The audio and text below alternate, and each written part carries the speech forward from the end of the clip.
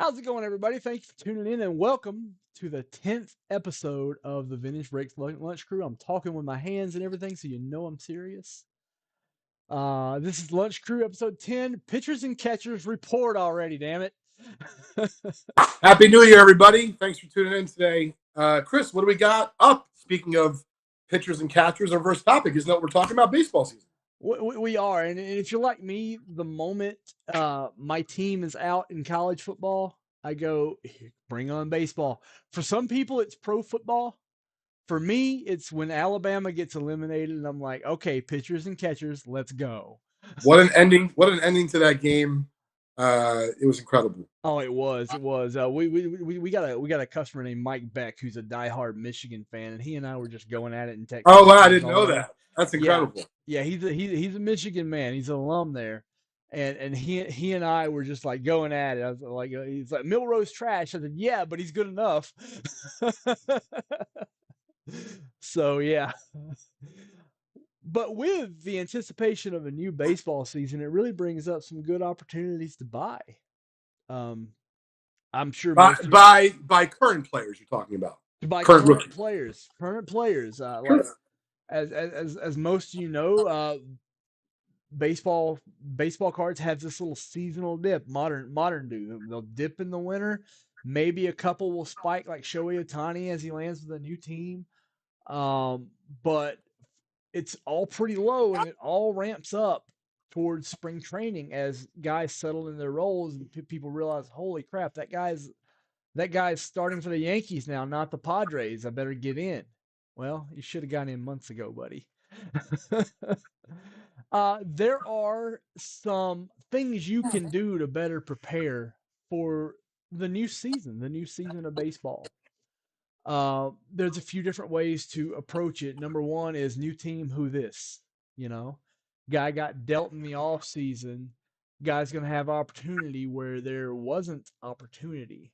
And those are the obvious is like Shohei Ohtani, Juan Soto. There are others there that can be dug into, but those are the obvious two.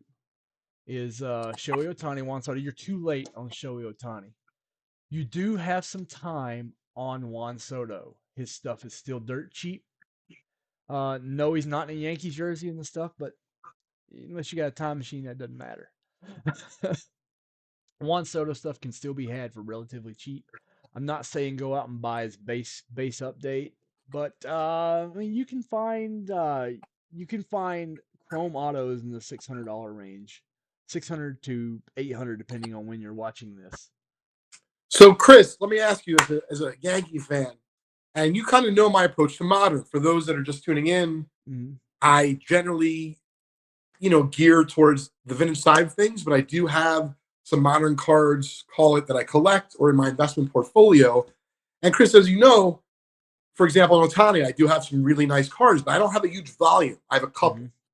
So if someone out there was targeting, call it $1,000 to $2,000 Juan Soto rookie card for their Mm-hmm. collection, what would you suggest that they go after?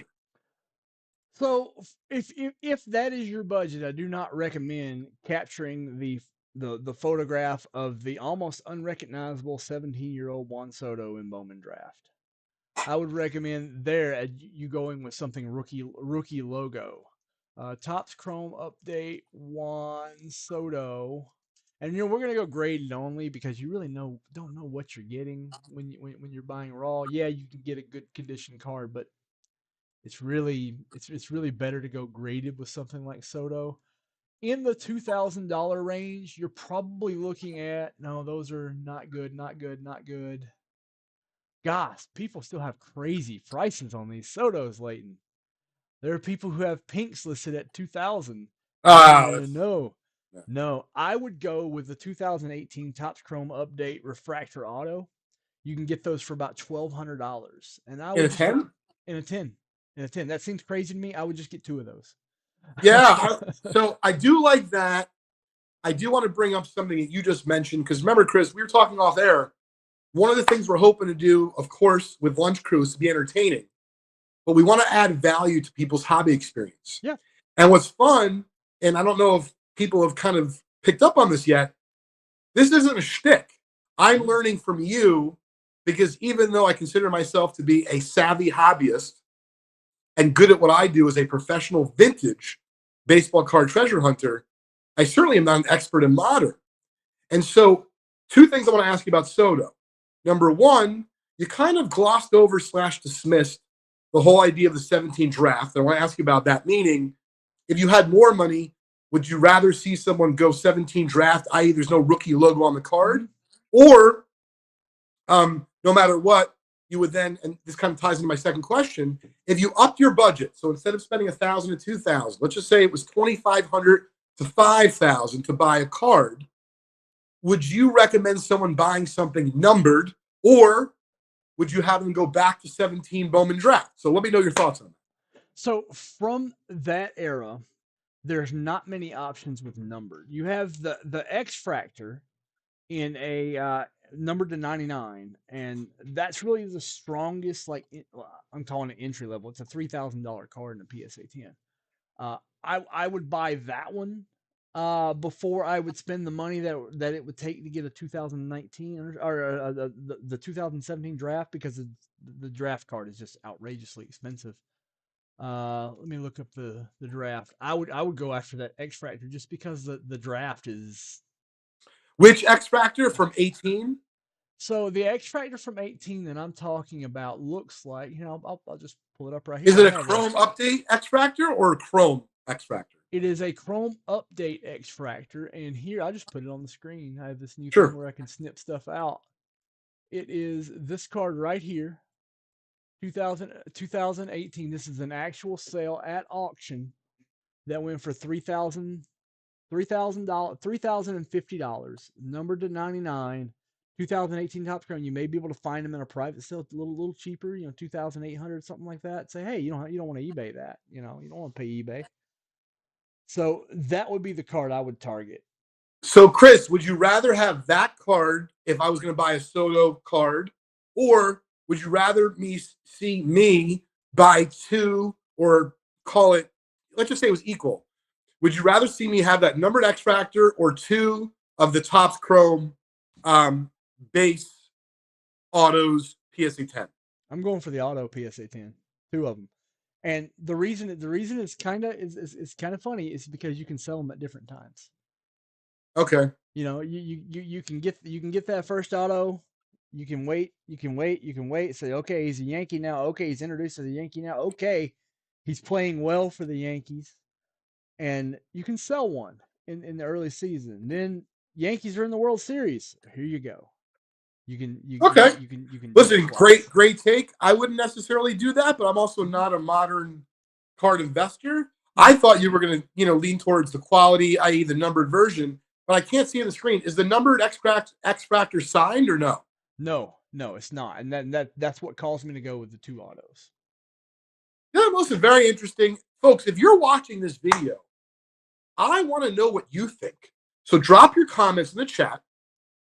If the price was equal, would you rather have two of these high-end Juan Soto update Chrome Auto PSA 10s, or would you rather have an X Factor that's numbered, just one of them, and it's not autographed? Let us know in the comments what you think. So, Chris, give us another, let's say, rookie or two, not guys like Otani and Soto that have now been around a couple of years, but some of the folks that if you think we buy them now or we entertain the thought of buying them now, we might even be able to sell them kind of like in the run up of spring training and not even wait for the season to start. Who's like one or two prospects that might fit that mold for people watching the show? I like Tristan Cassis a lot. I don't know that it's fair to call him a prospect. He didn't spend a full season in Major League Baseball, and had just a gangbuster second half. He's like a 990 OPS in the second half as a cornerstone piece for the Boston Red Sox, who have picked up a lot of talent this offseason. I'm not saying the Red Sox are going to be good, but they'll be better than they were last year. I think they're still got some pitching problems. But Tristan Cassis hit a lot. The big call ups are going to be early season Jackson Churio with the Brewers. There's no reason to think Jackson Churio is not going to be a big splash at call up. Jackson Churio, just the act of him getting called up will allow you to sell some. Late season, Um, I want to say Jackson. I kept saying Matt Holiday. No, Jackson Holiday, the son. I think Jackson Holiday. So far he's been ahead of anybody's time. The people try to put a timetable on Jackson Holiday, and they've been wrong at every point thus far because he's just outperformed everybody's expectations. I expect to see him in the spring, or not in the spring, in the fall as a late season call up. So I think Jackson Holiday is it's even as expensive as some of his stuff is. He'll be seen as the number one prospect in baseball after Shurio gets called up. It's just a good time for him. Jordan Lawler's another guy, another five tool prospect. And these names are no surprises. These are top prospects. Yeah. So, Chris, my question then is for top prospects like this, Mhm. for somebody who's buying this, remember, I'm not doing this. I generally buy and like, I'll hold. So I'll hold this Juan Soto card. Probably not going to sell, anytime in the near future. Same thing with the Otani. But for someone that might be flipping, do you think that buying any of these prospects, basically, even if it's as late as now in January, all the way up to spring training, when do you advise someone sell? In other words, let's just say someone's getting called up the following Friday. Do you sell the day they get called up? Do you sell on the news they are being called up? Or do you sell and wait to see how they perform? What would you advise? Well, it's kind of nuanced for really everybody. A guy like Jackson Holiday is going to come up to a team that's ideally performing well. I mean, I think the Orioles are going to perform really well next year. A guy like him, you would wait and see what impact he has at the big league level. Jackson Churio, who plays the Brewers, who are a little less exciting, I'd sell in the news of him getting called up.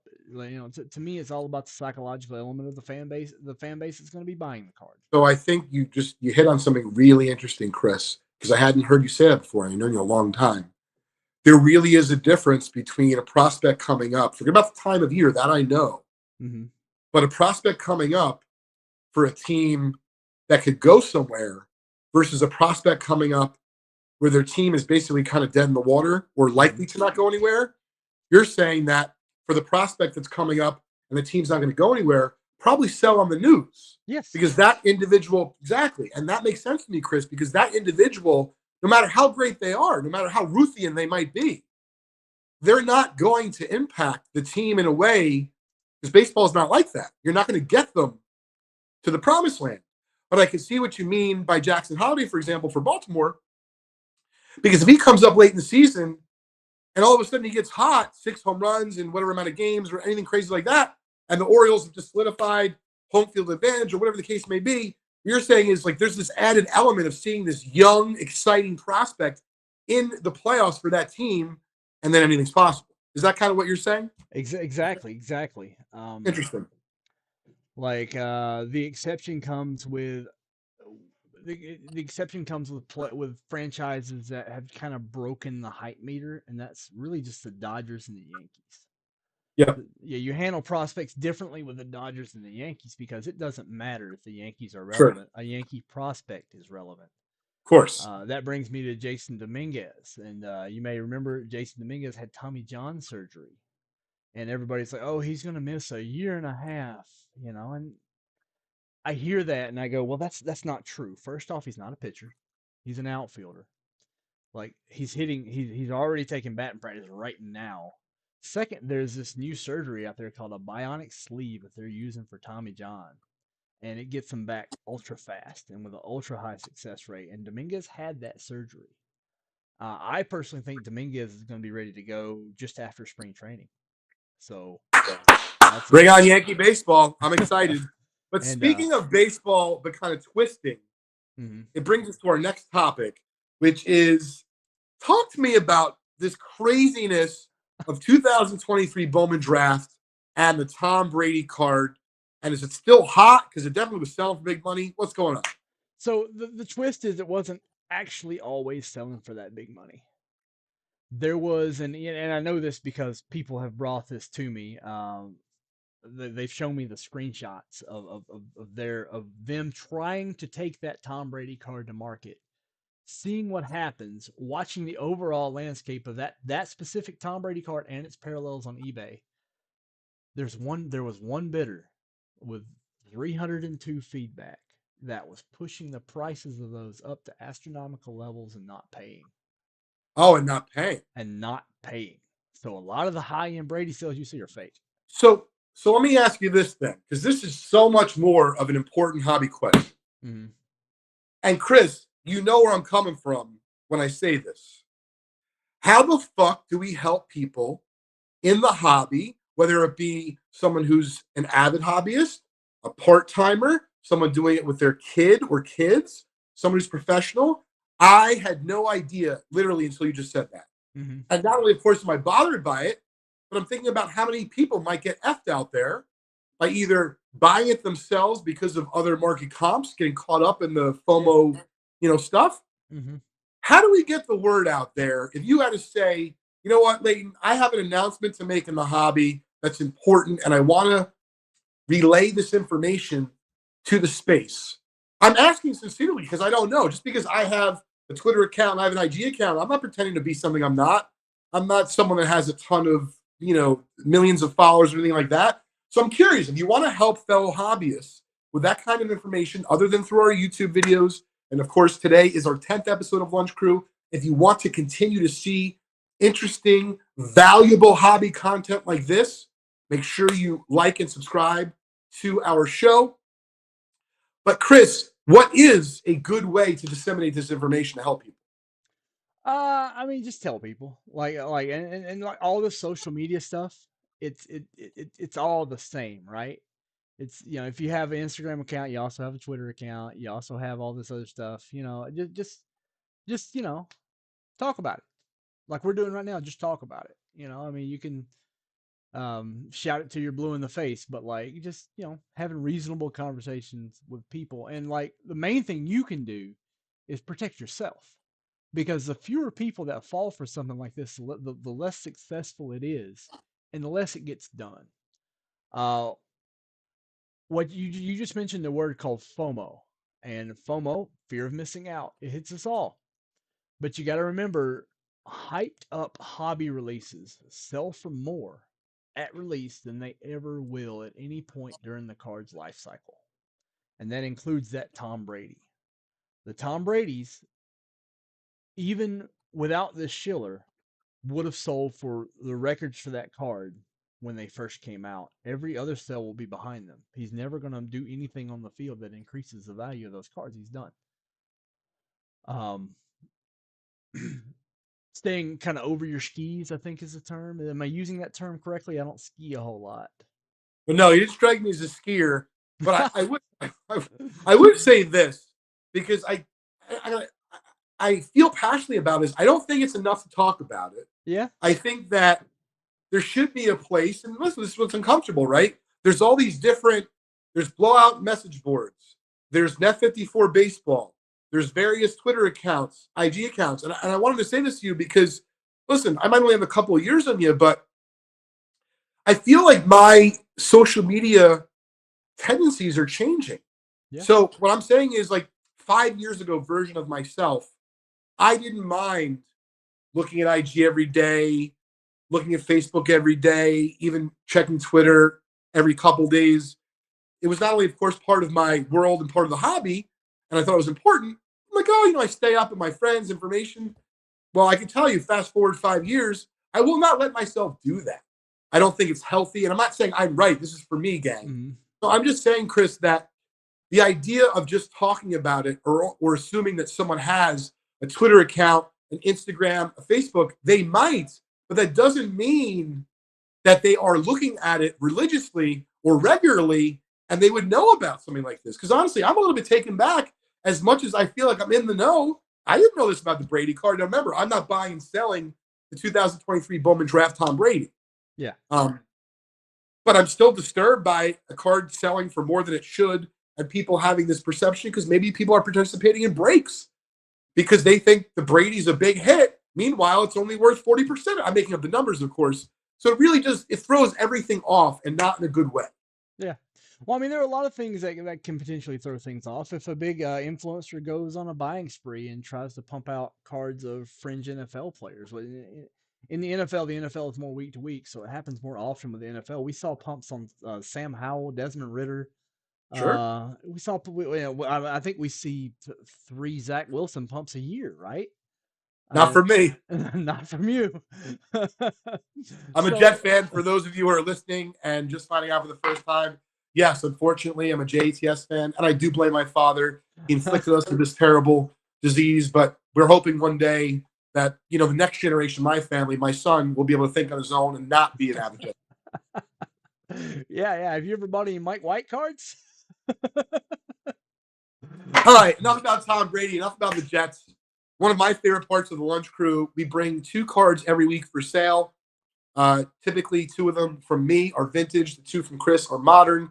This particular week, because I am home sick from the office, I don't want to get anyone else sick. Sorry, people are texting me about baseball cards. I wanted to still try to deliver some nice vintage cards. Candidly, these cards are available on eBay. So if you look in my eBay store, just_collect, you will see them for sale. However, they are approximately 20 to 25% more expensive. So I purposely priced these at, I think, numbers priced to sell. But of course, you will decide. First up is a T206 Jake Beckley Hall of Famer. This is an SGC3. It's $225 delivered. I think the last 2s have been selling for about $225. So, if you're looking for one for your collection, it's a great card. Fun fact, a number of years ago, I had a PSA 8 of this. And I've had very few PSA 8s in the T206 set. And at the time, it was low pop. It still probably is. It sold for a lot of money at auction. But I've always had some good, fond memories of the Jake Beckley T206 card. So, to me, he's got 1 card in the set. He's a Hall of Famer. I kind of like the distinguished look against the red background. And something I'll talk about often this year, I even thought about it. I was like, am I going to start a T206 set? No. I don't want to own 500 plus cards of cards. I don't necessarily want all of them. And I want to spend all that money. So this is my point. I love type collecting. I have certainly more than one T206. But if you are someone who is into vintage cards and you don't want to break the bank, type collecting is, for example, I'm going to have one, Hall of Famer from every tobacco set pre-1925, making it up. I'm trying to make the point that if you were only going to have 1 card from the '06 set for about a couple $100, the Jake Beckley card isn't a bad choice. So with that, Chris, what do we got up next? All right. So from me, it's more affordable than the Beckley. This is Baltimore Orioles catcher, and who I believe to be an important player going forward. I love the way this guy goes about his business. Reminds me of Buster Posey. 2023 Topps Chrome Cosmic, which was my favorite set visually from last year. I can say last year now. Adley Rutzman. This is a base PSA 10. These are great cards. They're not expensive. $50 gets you a PSA 10 when you compare it to like the Topps Chrome rookie. This card is in a lot shorter supply than the Topps Chrome rookies, which are printed to the damn moon. Not to say these aren't easy to find. If it wasn't easy to find, it wouldn't be $50. But getting these, they're really prone to scratching. This card doesn't have any of the scratches. It's a player who is going to be, in my estimation, an important player for 8 to 15 years. I know it's a bold statement, but I feel like it's safer to make it about him than anybody in baseball. He's exciting and fun to watch. I think back to his debut, where you remember him at his debut and he's just looking around like a kid in a candy store, and that really said a lot to me because this was a megastar before he stepped foot on a Major League Baseball field, and he is still taken back by what he sees, and it was just refreshing to me. That and the resurgence of the Baltimore Orioles, was just great to see. All right. Sorry. No problem. I was trying to clear all the screens. One thing I wanted to mention about that card, but cards in general, to me, when you can buy a PSA 10 rookie of a set that you like for like $50 and under, keep in mind it costs you 15 and $20 to grade the card. Even if you bought a pack of a Cosmic, and a lot of people don't sell packs, you have to buy a box. Yeah. You're going to pay, I don't know, $20, $30, something like that. So, of course, you'd rather pull a super duper insert, low number of this or an autograph. But I just feel like even if you look at it almost as not necessarily discretionary, but hey, I'm a Baltimore Orioles fan. A lot of times, Chris, when you're talking about $30 and $50 purchases of PSA or SGC graded cards, I don't see it as much different than buying a T-shirt of that player. Right. or buying a ball cap. Hmm. And so what's kind of cool is the ball cap of the T-shirt likely won't go up in price, but there's a chance that card goes to 100. Yeah. Yeah. And another factor is time. Like Oh, sure, if you great bought point. this card on eBay, it would cost you about five $5 to $7, shipped, tax, everything, maybe even 8, depending on the standards of the shipper. Send it to PSA. You're gonna add at minimum $17.50, which is what a minimum PSA sub costs right now. You're gonna pay to ship it to PSA. You're gonna pay them to ship it back to you. You're gonna have to wait 3 months is about what they're averaging on modern, which is flying, by the way. Modern value 3 months. Hats off to PSA for refining their processes and getting modern done in 3 months. That's incredible. Modern bulk. But yeah, that's kind of and that's for a shot out of 10. This is a 10, and it's not much more than what it would cost you just And to get just graded. to be clear, Chris, I wasn't trying to sell your card.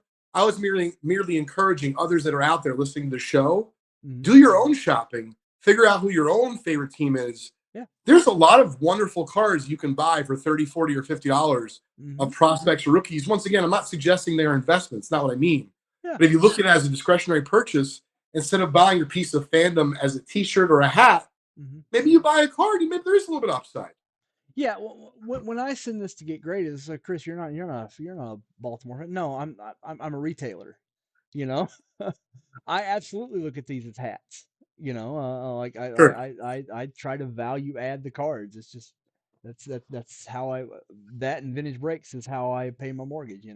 As they say. Yeah. So yeah, All right. Well, it's what do we different. got up next for vintage? All right, we've got, and really, I was really struck by the grade on this card and the condition of the card. This is the Gil McDougall 53 Bowman color.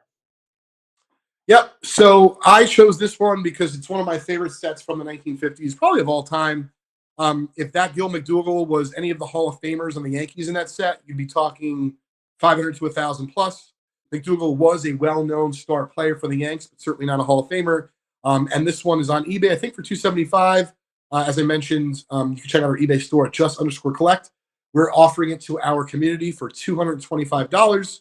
Just a great example of a Yankee star from the time period, from an even better set, with real photography being introduced for the first time in 1953 on Bowman color baseball cards.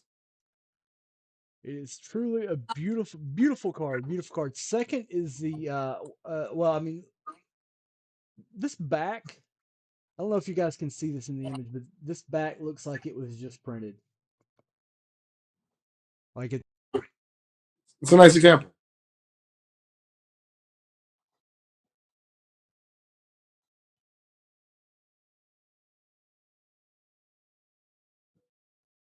Sorry about that. My headset was kind of acting funny. I didn't want to risk it sounding I thought stupid. you fell in love with the Gil McDougall. I'm like, Chris, if you really wanted to make a deal. I did. My next card is a fun insert. These are case hits in, Go blow my nose. yep, Topps Chrome Cosmic. This is a Stella Nova of Gunnar Henderson. And these are die cut case hits. It's going to be really hard to get a 10 in this because of the die cut nature. I'm gonna save that for when Leighton comes back. But this is the other stalwart of that really good Orioles farm system that's now come up into reality. They kind of took the Houston Astros plan and drafted high upside and invested in their prospects. The Orioles did. But this is Gunnar Henderson. This is a case hit Stella Nova. The card kind of pops out at you. It almost feels like 3D. The Cosmic is just such a wonderful art set. And this is one of the case hit inserts. And this card is not really that. This is $115 for this card in a PSA 9. And PSA 10s of this are going to be really hard to get. And it's not a base card. This is a case hit insert. You get one of these per 12 boxes of any player in the checklist. This is the Rookie of the Year, Gunnar Henderson. Seems like to be a reasonable deal. But with that, Chris, I know we have a number of new releases to cover. Let's talk about National Treasures 2023 baseball. So National Treasures has started to feel like kind of copy and paste to me, right? So hey, we're just going to do the same thing with a new checklist. This set is not that. The set has updated designs, same parallels, updated designs, wider checklist, more content per box. We've been through about a case of this on Vintage Breaks that I personally got to rip, and I'm seeing like 2, 3 RPAs per box instead of the normal 1.5. We say when you say, what do you mean? How can you have a half card? Well, one box will have one, next box will have two. That's what I mean when I say 1.5. No, but Chris, you brought up a good point. I've liked the National Treasures baseball in particular because when you talk about some of like the Hall of Famers, they'll get to sign their cards. Mm-hmm. If they were on licensed cards, it would cost a lot more. Oh yeah. So I like that aspect of it.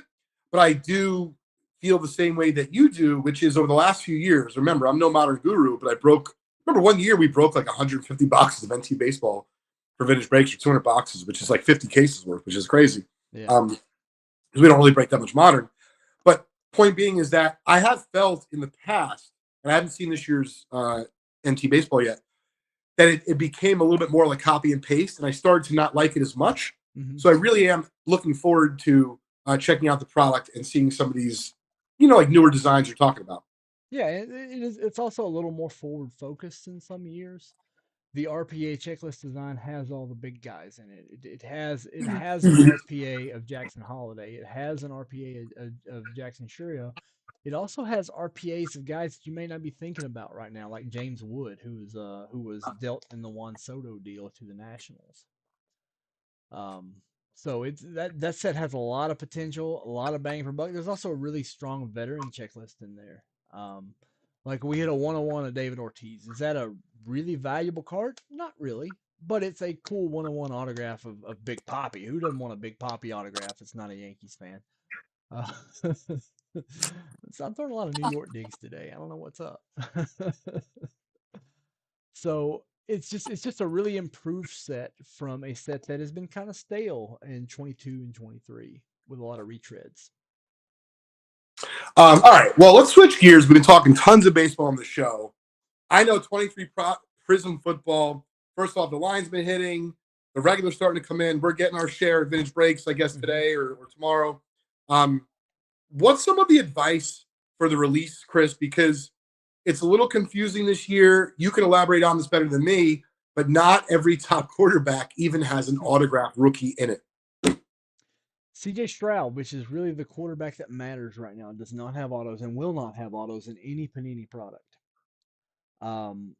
Turns out it hasn't meant a whole lot that he didn't. Collectors. Why do you think that? Because collectors are always going to go to the best available, and that's still his Prism parallels in this. It doesn't matter. As low numbered as 1, what would be the next one? 10? The hobby golds, which are exclusively in hobby box, are going to be numbered to 10. There's probably going to be a choice parallel numbered to 8. There's probably you remember you have choice, you have fast break, you have all this that are still scheduled to come out. Fast break and choice will be at a better price margin, but to me, one of the big problems with this product is the price. Like first off the line came out, and I said, great, no autographs to those guys. It should come out to like $600 a box. Well, no, I'm wrong. North. So yeah, $1,000 is what that first off the line ended at. At the low point. So first off the line, even without autographs of Stroud, Young, and Levis, is still $1,000. The autograph it's pulling it is Anthony Richardson. But really, you're looking for those CJ Stroud cards. You're not looking for autographs. But as it turns out, a green scope Stroud is still going to be just as collectible if it's autographed or not. And I'm wondering, are the autographs really even all that important? And they might be proven they're really not. And that's a fun landscape to me. Well, please let me know in the comments, because yours truly would like to know what you think.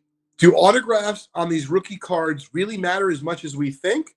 Or, as evidenced by the CJ Stroud 2023 Prism Football release, and some of the cards bring big dollars, as Chris is alluding to, maybe the autographs aren't as important as we all believe that they are. Let us know in the comments below what you think. But speaking of autographs, I know that the Topps Brooklyn edition has recently come out, and that's been a fan favorite of ours. How many autographs do you get per box of those, Chris? So it's stated as two. What I'm finding is it's actually two and a half. Every other box will have a third autograph, is from what I've seen. I love that issue so much. And the thing is, like, and it's around the same price point as like a tier one, but the checklist is so much better. Like, And imagine everything's on card. They're beautiful, right? everything's on card, but imagine instead of getting a retread prospect, you get Rod Carew. Oh, that's what I'm saying. Like, gang, if you don't want to buy the product, like meaning buy boxes, don't take our word. Go to eBay, type in 2023 Brooklyn Collection. There's just beautiful cards out there. So as Chris mentioned, if you're a vet fan of like Carew and Koufax, like I don't know if Koufax is in the issue, so I don't want to be misleading. But there's definitely some really great vet content. And then I love with the rookies, is way back as 2018 with Brooklyn. Ah, man, if I had all the money, I would just open up a case of 18 Brooklyn looking for Otani on card autos. It'd be so much fun. Absolutely. And Otani is in here as a release. And they're like, well, they haven't been a Dodgers shirt. They haven't been a Dodger. Nope. These were printed a long time ago. Yep. A Yep. lot of people don't know this, but sports cards are printed with an 8 to 12 months lead time because, they have to get them signed. And it takes players forever to sign this stuff. It takes forever to Yep. get them printed. It takes forever for them to sign it. So they've already designed 2024 top stuff, the whole So calendar. I'm just curious then, Chris, because there's one more product I wanted to cover today in our new release section of our 10th episode of Trading Card Therapy. Thank you so much, of course, everyone, for tuning in and supporting our show. So, Chris, as far as autographs go in this lead time, tell us about the new Upper Deck Goodwin Champions release. And, like, how is there Michael Jordan autographs in there? Is it because it was produced so long ago because we don't know that Jordan is going to be exclusive anymore? Is he going to follow LeBron and what's going on? Talk to us. I think the rumors of Michael Jordan and Upper Deck falling out are extremely exaggerated. I don't think it's true at all. I don't think they've had a fallout. However, I will concede that I think Upper Deck has more motivation now to license out Jordan autographs than they ever have. And this is what surprised me about Goodwin Champions. This card, they've redone the 1998-99 game jersey autographs from SP. You remember those cards? They were popping. They were great. Awesome. Yeah. So they've bought a Michael Jordan that it's that national charity jersey from the charity game. They've cut that jersey up and put it in the pack with on card autograph. Now, if this card is a redemption, I'm going to cry. It's probably a redemption. So Sure. I have pre-prepared tears for this card being a redemption. But the very fact that this card exists in in rare quantities is amazing and a big win for Upper Deck. This he also has a 2000 retro SP Authentic Retro Future Watch. They have the Rookie Authentics autograph that has Jordan in it, so it's not just this one set. There's quite a few Jordan autographs in this product. Another thing that they did that's not Jordan, but also interesting to me, they went and they said, okay, we know what we do in hockey, and we do hockey really well. What if we gave some baseball prospects the hockey treatment? So, for the first time ever, we have, and I'm pulling this up here, we have Young Oh, Guns. oh, that's hot, man. We have Young Guns in That's good. baseball. Yeah. So, like, how is the market going to react to this? I don't know, I but it's like it. I cool. don't care. It also will have the acetate in this number That's to cool. 100, just like they do in a Well, listen, hockey Young Guns kudos to Upper release. Deck, right? We're always talking Mhm. about what we hate about card companies. I like the innovation. I like, the Jordan patch. I love Young Gun baseball. I think it's just really cool for the collector and the hobbyist. Yeah. I mean, like, this is one thing that I don't like about Fanatics taking literally everything. I know competition is best for any industry for the consumer, and Upper Deck definitely is capable of doing some of that. Look how beautiful the exquisites are. I still Oh, listen, I love my Coco Golf Exquisite. yeah, and that's the thing. Is there going to be a surprise like Coco Golf? There is some golf in this product. They put the Black Diamond subset in this. Interesting. So this Goodwin Champions has turned out to be kind of like Chronicles in what Panini does, and they're putting all their design. And the reason they do this is because all intellectual property is use it or lose it. So if they don't use Black Diamond, if they don't use Exquisite, if they don't use SP, They'll they'll lose it. eventually lose it. So this is a way to provide interesting stuff for the collector and to use those intellectual properties. Well, listen, I think that this is one of the most interesting new release sections that we've had so far on the Lunch Crew. Chris, before we get to closing thoughts from yours truly, where can folks find our other 9 episodes easily if they want to listen to it and drop comments, all that kind of good stuff? Great. We keep all that at vblunchcrew.com. It'll show you different ways to partake in the media. It'll give you a link to Spotify. It'll give you a link to iTunes. It'll give you a link to YouTube. That's where we kind of aggregate all our comment, both on our own website and those 3 channels.